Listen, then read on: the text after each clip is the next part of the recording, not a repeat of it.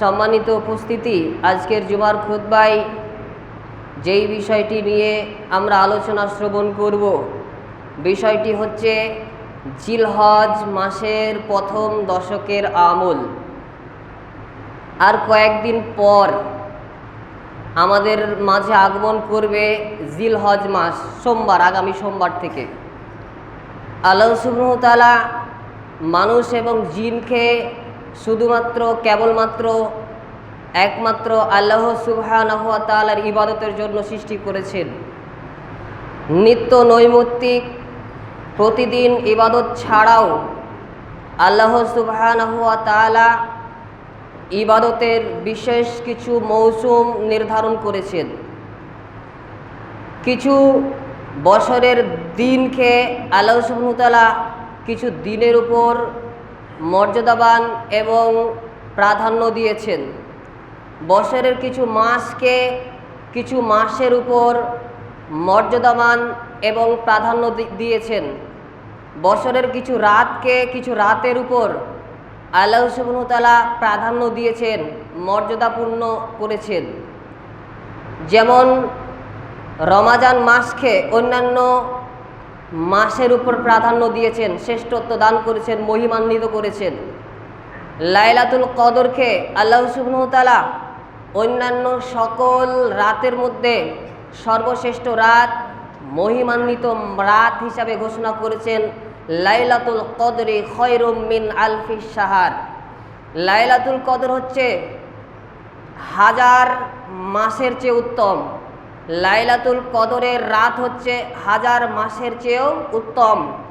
আরাফার দিন, ঈদের দিন, জিলহজ মাসের প্রথম 10 দিন আল্লাহ সুবহানাহু ওয়া তাআলা অন্যান্য সকল দিনের উপর মর্যাদামান করেছেন, মহিমান্বিত করেছেন, শুধুমাত্র আমাদের কল্যাণার্থে, যাতে করে এই মৌসুম ভিত্তিক ইবাদত করে আমরা বিশেষ কিছু নেকি অর্জন করতে পারি।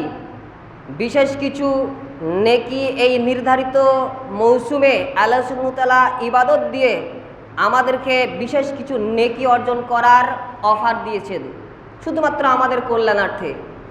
আমরা আদম আলাইহিস সালামের সন্তান, আমরা মুহাম্মদ সাল্লাল্লাহু আলাইহি সাল্লামের উম্মত। আল্লাহ সুবহানাহু ওয়া তাআলা আমাদের বয়স খুব অল্প দিয়েছেন, একেবারে সীমিত দিয়েছেন।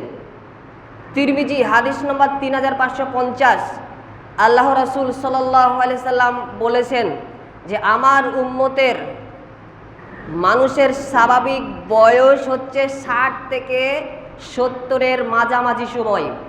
এই 60 থেকে 70 অতিক্রম করবে খুব অল্প সংখ্যক মানুষ।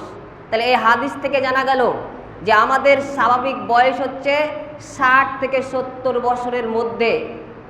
আপনার বয়স এখন 30 হয়ে গেছে, 40 হয়ে গেছে, 50 হয়ে গেছে, আপনি আর কতদিন বাঁচবেন? আপনি আমি এমনভাবে জীবনযাপন করছি, আমাদের যে জীবনযাপনের ধরন, সেই ধরন দেখে মনে হচ্ছে যেন আমরা পৃথিবীতে স্থায়ীভাবে থাকবো, অস্থায়ীভাবে থাকবো না, একদম চিরস্থায়ীভাবেই থাকবো। সেই রকমভাবে আমরা আজকে পৃথিবী নিয়ে ব্যতিব্যস্ত রয়েছি, দুনিয়া নিয়ে ব্যতিব্যস্ত রয়েছি। আল্লাহ সুবহানাহু ওয়া তাআলার ইবাদতকে ছেড়ে দিয়েছি। আল্লাহ সুবহানাহু ওয়া তাআলা ইবাদতের জন্য সৃষ্টি করেছেন, এটা ভুলেই গেছি। আমরা পৃথিবীর মায়ায়, পৃথিবীর মোহে পড়ে পৃথিবীকে উপার্জনের একটি স্থান হিসেবে গণ্য করে নিয়েছি। অথচ আমাদের বয়স, আমাদের সময় পৃথিবীতে খুবই সংক্ষিপ্ত। সর্বোচ্চ 60 থেকে 70 বছর, এটা স্বাভাবিক বয়স। এর থেকে বেশি আমরা খুব অল্প সংখ্যকই হায়াত পাবো।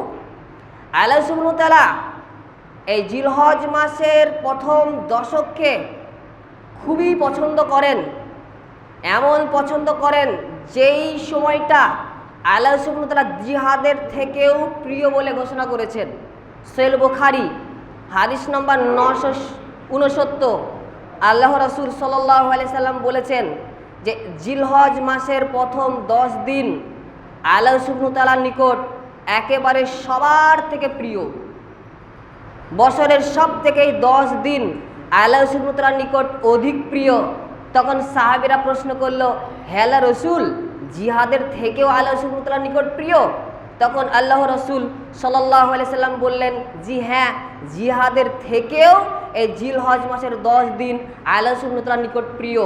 তবে ওই ব্যক্তি ছাড়া যেই ব্যক্তি তার জান এবং মাল নিয়ে জিহাদের উদ্দেশ্যে চলে গেছে, জিহাদে বেরিয়ে গেছে, আর এই জান আর মাল নিয়ে আর ফিরে আসেনি, এই ব্যক্তি ছাড়া, অর্থাৎ যেই ব্যক্তি শহীদ হয়ে গেছে, এই ব্যক্তি ছাড়া আল্লাহ সুবহানাহু ওয়া তাআলার নিকট এই জিলহজ মাসের 10 দিন খুবই প্রিয়। আপনি বুঝতে পারছেন, জিহাদের থেকে উত্তম, অথচ জিহাদ আল্লাহ সুবহানাহু ওয়া তাআলার নিকট প্রিয় ইবাদত।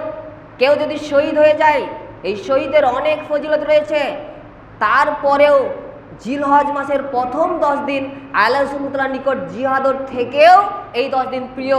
আল্লাহ রাসূল সাল্লাল্লাহু আলাইহি সাল্লাম বলেছেন, সহিহ বুখারী হাদিস নম্বর 527, রাসূল সাল্লাল্লাহু আলাইহি সাল্লামকে জিজ্ঞেস করা হলো, হে আল্লাহ রাসূল, আল্লাহ সুবহানাহু ওয়া তাআলার নিকট অধিক পছন্দনীয়, অধিক প্রিয় আমল কোনটি? তখন আল্লাহ রাসূল সাল্লাল্লাহু আলাইহি সাল্লাম বললেন, আস-সালাতু আলা ওয়াক্তিহা, যথাসময়ে সালাত আদায় করা, নির্দিষ্ট সময়ে সালাত আদায় করা। জোহরের সালাত জোহরের ওয়াক্তে, আউয়াল ওয়াক্তে সালাত আদায় করা। আসরের সালাত আসরের সময়ে, আউয়াল ওয়াক্তে, এইভাবে নির্দিষ্ট সময়ে সালাত আদায় করা, যথা সময়ে সালাত আদায় করা, এই আমলটা আল্লাহ সুবহানাহু ওয়া তাআলার নিকট সবথেকে প্রিয় আমল। তারপরে সেই সাহাবী জিজ্ঞেস করছেন, আব্দুল্লাহ ইবনে মাসউদ রাদিয়াল্লাহু আনহু, হে আল্লাহর রাসূল, তারপরে আল্লাহ সুবহানাহু ওয়া তাআলার নিকট প্রিয় ইবাদত কোনটি, প্রিয় আমল কোনটি? তখন আল্লাহ রাসূল সাল্লাল্লাহু আলাইহি সাল্লাম বললেন, বিররুল ওয়ালিদাইনি, পিতামাতার সঙ্গে সৎ ব্যবহার করা, ভালো আচরণ করা, পিতামাতার সেবা করা, পিতামাতার সঙ্গে সৎ ভালো ব্যবহার করা, এটা আল্লাহ সুবহানাহু ওয়া তাআলার নিকট প্রিয় আমল। হে আল্লাহ রাসূল, তারপরে কোন আমলটি প্রিয়?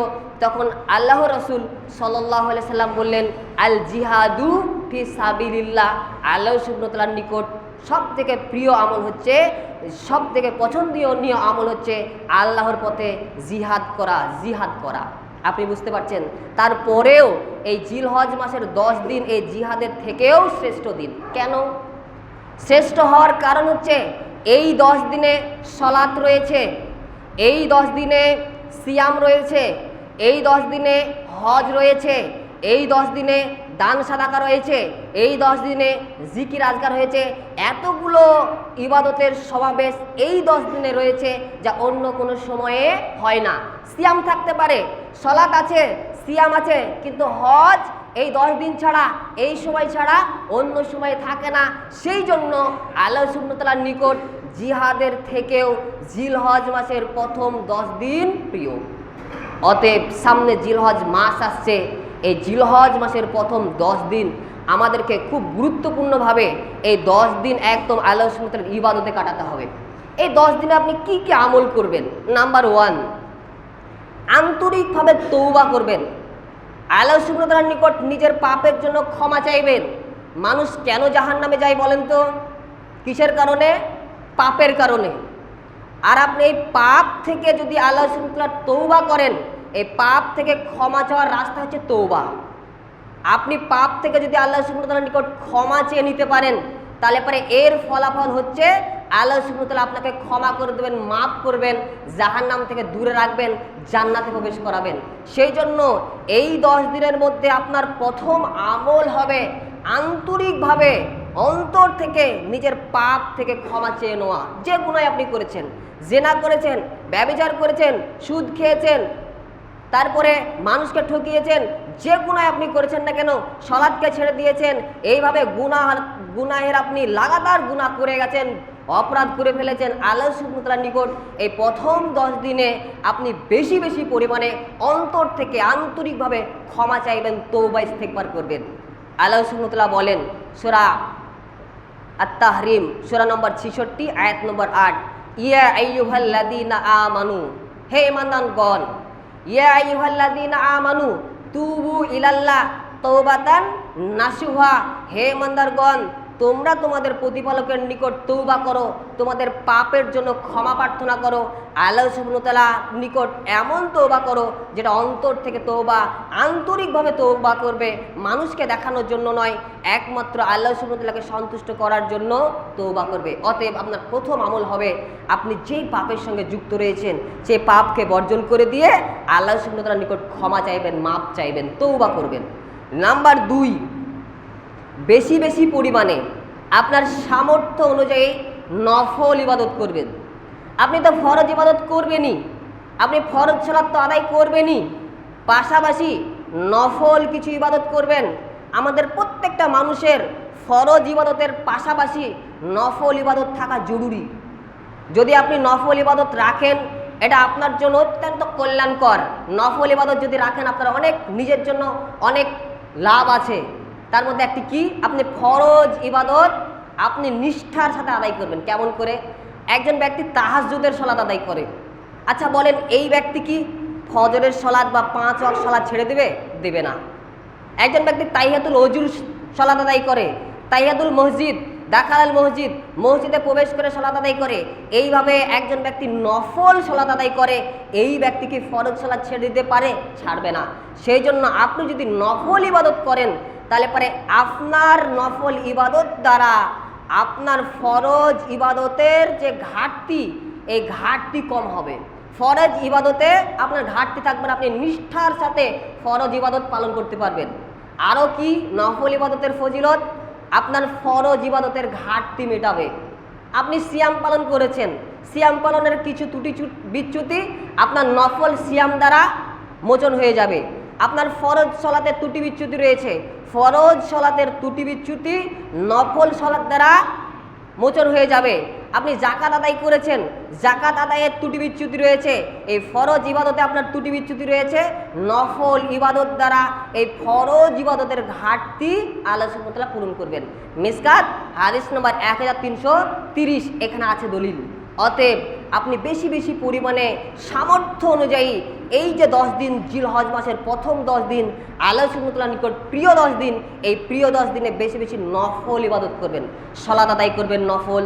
যদি তাহাজ্জুদ পড়েন আলহামদুলিল্লাহ, যদি তাও না পড়েন দাখালাল মসজিদ আদায় করবেন, তারপর হচ্ছে তাহিয়াতুল ওযু, ইসরাকের সালাত আদায় করবেন, চাস্তের সালাত আদায় করবেন। এইভাবে অনেক নফল সালাত রয়েছে, এই নফল সালাত আদায় করবেন। নাম্বার 3, আপনি এই জিলহজ মাসের 10 দিন নফল সিয়াম পালন করবেন।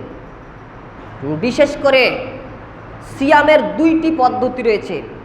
এক, আল্লাহ রাসূল সাল্লাল্লাহু আলাইহি সাল্লাম বলেছেন, নাসাই হাদিস নম্বর 2374, যে আল্লাহ রাসূল সাল্লাল্লাহু আলাইহি সাল্লাম আরাফার দিন, জিলহজ মাসের 9 দিন এবং প্রত্যেক মাসের 3 দিন সিয়াম পালন করতেন। তাহলে আপনি চেষ্টা করবেন যে জিলহজ মাসের 1 থেকে 9 তারিখ পর্যন্ত 9টি সিয়াম পালন করা। আপনার জন্য যদি এটা কঠিন হয় যে আপনি 9টি সিয়াম পালন করতে পারছেন না, তাহলে দাউদ আলাইহিস সালামের যে সিয়াম, একদিন সিয়াম পালন করবেন, একদিন ছেড়ে দেবেন। যদি বলেন এটাও আমার জন্য কঠিন হয়ে যাচ্ছে, তাহলে সোমবার আর বৃহস্পতিবারের সিয়াম পালন করবেন, সপ্তাহে 2 দিন সিয়াম পালন করবেন। যদি বলেন আবার এটাও কঠিন হয়ে যাচ্ছে, তাহলে সর্বশেষ যেটা আরাফার দিনের সিয়াম পালন করবেন। আরাফার দিনের যদি আপনি সিয়াম পালন করেন, তাহলে এর ফজিলত হচ্ছে আল্লাহ রাসূল সাল্লাল্লাহু আলাইহি সাল্লাম বলেছেন, সহিহ মুসলিম হাদিস নম্বর 1162, আল্লাহ রাসূল সাল্লাল্লাহু আলাইহি সাল্লাম বলেছেন যে আরাফার দিনের সিয়ামের ব্যাপারে আমি আশাবাদী, 1 বছরের আগের গুনাহ এবং 1 বছরের পরের গুনাহ আল্লাহ সুবহানাহু ওয়া তাআলা ক্ষমা করে দেবেন, মাফ করে দেবেন। আপনি বুঝতে পারছেন? তাহলে আপনি কি চেষ্টা করবেন যে জিলহজ মাসে 9টি সিয়াম পালন করবেন। যদি না পারেন একদিন সিয়াম পালন করবেন, একদিন ছেড়ে দেবেন। সেটাও না পারলে সোমবার বৃহস্পতিবার, সেটাও না পারলে অন্তত আরাফার দিনের সিয়াম পালন করবেন। আর সবথেকে সর্বশ্রেষ্ঠ এবং উৎকৃষ্ট মত হচ্ছে 9ই জিলহজ হচ্ছে আরাফার দিন, অর্থাৎ কুরবানির আগের দিন। অনেক মতভেদ আছে, তবে আমার গবেষণা, আমার পড়াশোনায় যতটুকু বেশি গ্রহণযোগ্য মনে হয়েছে সেটা হচ্ছে 9ই জিলহজ। 3 নম্বর গেল। 4 নম্বর, আপনি নখ এবং চুল কাটবেন না। এই 10 দিন জিলহজ মাসের চাঁদ ওঠার আগে নখ চুল কেটে রাখবেন, একদম কুরবানি করার পর আপনি নখ এবং চুল কাটবেন। আল্লাহ রাসূল সাল্লাল্লাহু আলাইহি সাল্লাম বলেছেন, নাসাই হাদিস নম্বর 2344, যে সহিহ মুসলিম হাদিস নম্বর 1977, আল্লাহ রাসূল সাল্লাল্লাহু আলাইহি সাল্লাম বলেছেন, তোমাদের মধ্যে যেই ব্যক্তি কুরবানি করার নিয়াত করে, ইরাদা করে, ইচ্ছা করে, সে যেন জিলহজ মাসের প্রথম 10 দিন জিলহজ মাস শুরু হয়ে গেলে কুরবানি না করা পর্যন্ত নখ আর চুল না কাটে। অতএব আপনি এই 10 দিন নখ এবং চুল কাটবেন না। নাম্বার 5, আপনি এই 10 দিন তাকবীর পাঠ করবেন, বেশি পরিমাণে তাকবীর পাঠ করবেন। তাকবীর কি? আল্লাহু আকবার, আল্লাহু আকবার, লা ইলাহা ইল্লাল্লাহ, আল্লাহু আকবার, আল্লাহু আকবার, ওয়ালিল্লাহিল হামদ। এই 10 দিন বেশি বেশি পাঠ করবেন। 13 দিনের কথা এসেছে। জিলহজ মাসের প্রথম তারিখ থেকে একদম 13ই জিলহজ আসর পর্যন্ত বেশি বেশি পরিমাণে এই জিকিরটা, এই তাকবীরটা পাঠ করতে থাকবেন। সহিহ বুখারী হাদিস নম্বর 969, আবু হুরায়রা রাদিয়াল্লাহু আনহু এবং আব্দুল্লাহ ইবনে ওমর রাদিয়াল্লাহু আনহু জিলহজ মাসের প্রথম 10 দিন বাজারে যেতেন তাকবীর বলতে বলতে। তারা যখন বাজারে তাকবীর বলতে বলতে যেতেন, তখন তাদের সঙ্গে বাজারে যেই সমস্ত মানুষ থাকতো সেই সমস্ত মানুষেরাও এই তাকবীর পাঠ করত। অতএব আপনি এই জিলহজ মাসের প্রথম 10 দিন অথবা 1 থেকে 13 তারিখ পর্যন্ত আপনি বেশি বেশি পরিমাণে তাকবীর পাঠ করবেন। নাম্বার 6, ইস্তেগফার করবেন। কেন বলেন তো? প্রত্যেকটা সময়, যেহেতু জিলহজ মাসের প্রথম 10 দিন আল্লাহ সুবহানাহু ওয়া তাআলার নিকট খুবই প্রিয় দিন, অতএব আপনার প্রত্যেকটা সময় আপনি কাজে লাগাবেন, সময়কে নষ্ট করবেন না। সেই জন্য বেশি বেশি পরিমাণে জিকির আজকার করবেন, ইস্তেগফার করবেন। আপনি রাস্তায় হাঁটছেন, তাও ইস্তেগফার করবেন। আপনি মাঠে কাজ করছেন, তাও ইস্তেগফার করবেন। আপনি তো মাঠে কাজ করলে সালাত পড়তে পারবেন না। আপনি তো মাঠে কাজ করলে বা অন্য কোনো জায়গায় কাজ করলে পারে তারপরে যে আরও অন্যান্য কোরআন তেলাওয়াত করতে পারবেন না, কিন্তু জিকির আজকার করতে পারবেন। সুবহানাল্লাহ পড়বেন, আস্তাগফিরুল্লাহ পড়বেন, সুবহানাল্লাহি ওয়া বিহামদিহি, সুবহানাল্লাহিল আযীম এগুলো পড়বেন, সুবহানাল্লাহিল আযীম ওয়া বিহামদিহি পড়বেন, লা ইলাহা ইল্লাল্লাহু ওয়াহদাহু লা শারীকা লাহুল মুলকু ওয়া লাহুল হামদু ওয়া আলা কুল্লি শাইইন কাদির এগুলো পড়বেন, আস্তাগফিরুল্লাহাল্লাযী লা ইলাহা ইল্লা হুয়াল হাইয়ুল কাইয়্যুম ওয়া আতুবু ইলাইহি। এইভাবে যে জিকিরগুলো আছে বেশি বেশি পরিমাণে জিকির করবেন, ইস্তেগফার করবেন। আল্লাহ রাসূল সাল্লাল্লাহু আলাইহি সাল্লামের কোনো গুনাহ ছিল না, অপরাধ ছিল না।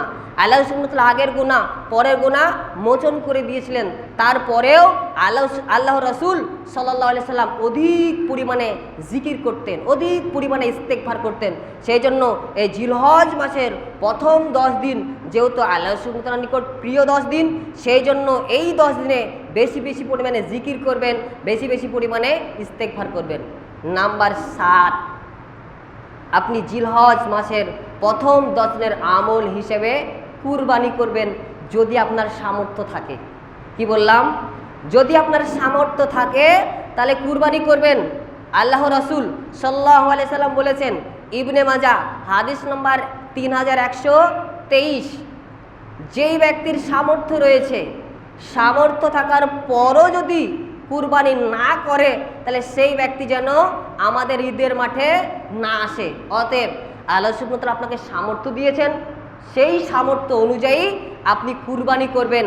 আল্লাহ সুবহানাহু ওয়া তাআলার পথে আপনার সাধ্য অনুযায়ী, আপনার ক্ষমতা অনুযায়ী কুরবানি করবেন।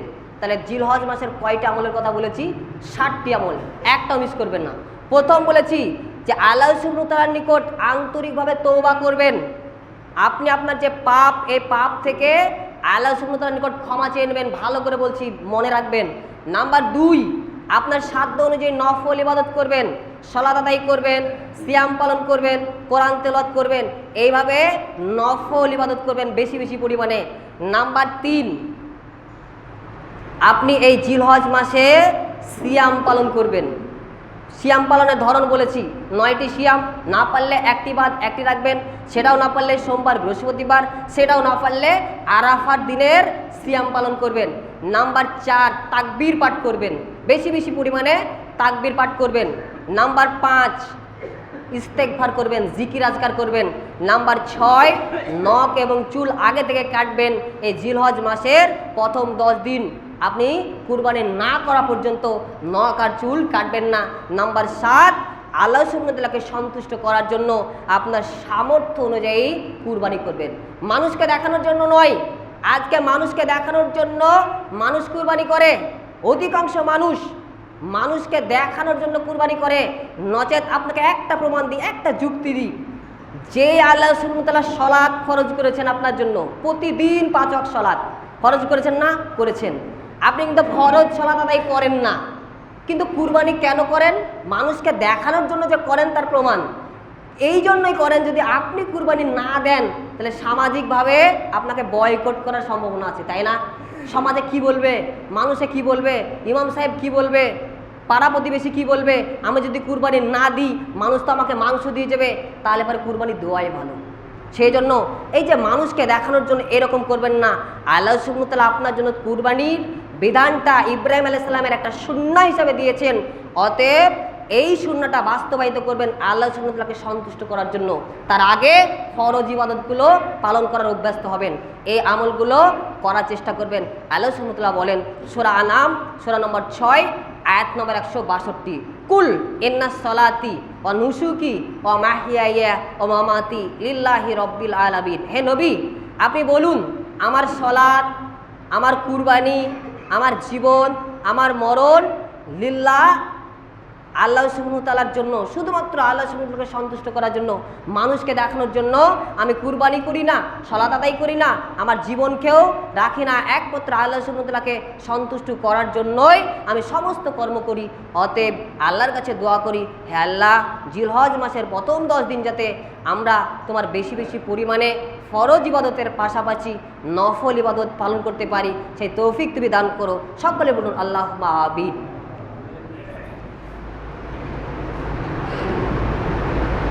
আলহামদুলিল্লাহ ওয়াহদা ওয়াসসালাতু ওয়াসসালামু আলা মাল্লা নাবিয়া বাদা আম্মা বাদ।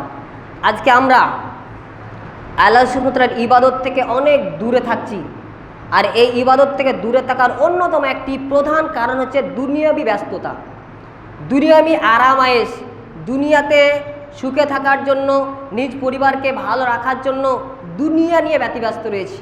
অতএব দুনিয়ার একটি বাস্তবতা আপনাকে শোনাই, বাস্তবতা সম্পর্কে। আল্লাহ রাসূল সাল্লাল্লাহু আলাইহি সাল্লাম বলেছেন, তিরমিজি হাদিস নম্বর 2465, যে যেই ব্যক্তির চিন্তা ভাবনা হবে আখেরাত, মানে সমস্ত কিছু তার পুরো চিন্তা ভাবনাটাই হবে আখেরাত, সে উপার্জন করবে তাও চিন্তা ভাবনা থাকবে আখেরাত, সে সালাত আদায় করবে তাও চিন্তা ভাবনা থাকবে আখেরাত, মানে আল্লাহ সুবহানাহু ওয়া তাআলাকে সন্তুষ্ট করার জন্য। যেই ব্যক্তির এই চিন্তা ভাবনা থাকবে যে আখেরাতের জন্য সমস্ত কর্ম করবে, এই ব্যক্তির অন্তরকে আল্লাহ সুবহানাহু ওয়া তাআলা প্রাচুর্য দ্বারা ভরিয়ে দেবে, মানে কৃতজ্ঞতা স্বীকার করার তৌফিক দান করবেন, এবং তার এলোমেলো কাজগুলোকে আল্লাহ সুবহানাহু ওয়া তাআলা গুছিয়ে দেবেন। তখন তার নিকট দুনিয়াটা খুবই নগণ্য মনে হবে, দুনিয়াটা খুবই হালকা মনে হবে, দুনিয়াটা তার কাছে কোনো মূল্যই থাকবে না। পক্ষান্তরে যেই ব্যক্তির চিন্তা ভাবনা হবে দুনিয়া, শুধু দুনিয়া, শুধু দুনিয়ায় উপার্জন করবে, দুনিয়ায় কীভাবে ভালো থাকা যায়, কীভাবে অধিক পরিমাণে উপার্জন করা যায়, মানুষের সঙ্গে স্ট্যাটাস বজায় রাখা যায়, এইভাবে যার চিন্তা ভাবনা শুধুমাত্র দুনিয়া হবে, আল্লাহ সুবহানাহু ওয়া তাআলা তার 2 চোখের সামনে ব্যস্ততাকে ভরিয়ে দিবেন। শুধু ব্যস্ততা, শুধু ব্যস্ততা, এ কাজ সে কাজ, তার ব্যস্ততা পিছু ছাড়বে না, এবং তার সব সময় আল্লাহ সুবহানাহু ওয়া তাআলা তার সামনে গরিবী হালত, মানে অভাব, আমার এটা প্রয়োজন, সেটা প্রয়োজন, এটা দরকার, সেটা দরকার, তার সব সময় এই চোখের সামনে, 2 চোখের সামনে আল্লাহ সুবহানাহু ওয়া তাআলা এই রকম অভাব লাগিয়ে রাখবেন, এবং আল্লাহ সুবহানাহু ওয়া তাআলা তার তাকদিরে যতটুকু লিখে রেখেছিলেন তার থেকে বেশি কিছু সে উপার্জন করতে পারবে না। অতএব আপনাকে দুনিয়া থেকে সাবধান থাকতে হবে, যাতে করে এই দুনিয়া আপনাকে আল্লাহ সুবহানাহু ওয়া তাআলার ইবাদত থেকে দূরে না রাখে, আপনার ব্যস্ততা যেন আল্লাহ সুবহানাহু ওয়া তাআলার ইবাদত থেকে দূরে না রাখে, আপনার সন্তান সন্ততি, আপনার ধন সম্পদ যাতে করে আল্লাহ সুবহানাহু ওয়া তাআলার ইবাদত থেকে দূরে না রাখে।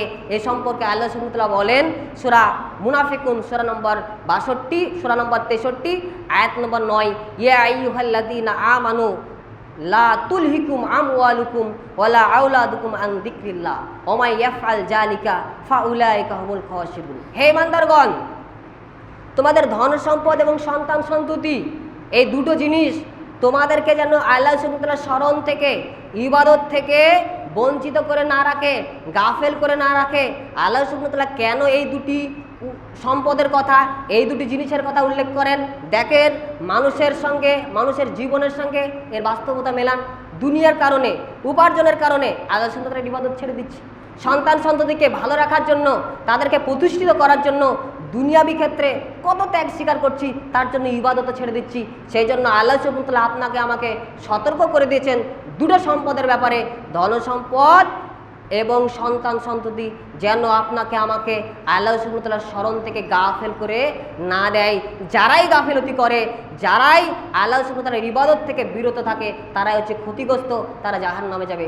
অতএব দুনিয়ার ব্যাপারে, সন্তানের ব্যাপারে, ধনসম্পদের ব্যাপারে আমাদেরকে সজাগ সচেতন থাকতে হবে। আল্লাহ সুবহানাহু ওয়া তাআলার কাছে দোয়া করি, হে আল্লাহ, দুনিয়ার ব্যাপারে, দুনিয়ার উপার্জনের ব্যাপারে আমরা যাতে সদা সতর্ক থাকতে পারি সেই তৌফিক তুমি দান করো। সকলে বলুন আল্লাহুম্মা আমিন। আল্লাহুম্মা সাল্লি আলা মুহাম্মাদি ওয়া আলা আলি মুহাম্মাদ কামা সাল্লাইতা আলা ইব্রাহিম ওয়া আলা আলি ইব্রাহিম ইন্নাকা হামিদুম মাজিদ। আল্লাহুম্মা বারিক আলা মুহাম্মাদি ওয়া আলা আলি মুহাম্মাদ কামা বারাকতা আলা ইব্রাহিম ওয়া আলা আলি ইব্রাহিম ইন্নাকা হামিদুম মাজিদ। সুবহানা রাব্বিকা রাব্বিল ইজ্জাতি আম্মা ইয়াসিফুন ওয়া সালামুন আলাল মুরসালিন।